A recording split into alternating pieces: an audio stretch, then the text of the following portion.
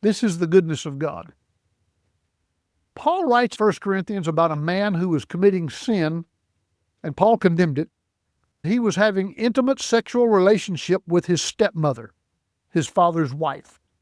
That's called incest. Paul said to the church in Corinth, turn him over to Satan for the destruction of the flesh, so that his spirit and soul may be saved in the day of judgment.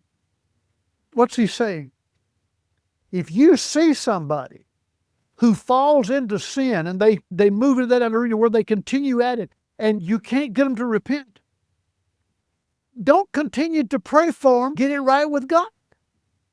They're heading for damnation. When we see somebody doing that kind of open sin, what did Jesus say about it? If you see your brother sin, go to him. If he confesses his sin, it's settled. But if he doesn't, go back with 2 or 3 witnesses, that every word may be confirmed in the mouth of 2 or 3 witnesses. But you don't tell them what it's about. You just take them with you, and then you rehearse it with him.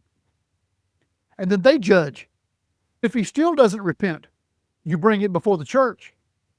If you bring it before the church, and he still doesn't repent, what did Jesus say to do? Treat them as a heathen and a publican.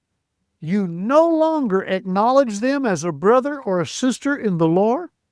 They can have no place in ministry. They have no function in ministry. Why would you do that? Because if you continue to let them go, you are heading them for eternal damnation. If you treat them as a heathen and a publican, they begin to realize what they have turned away from.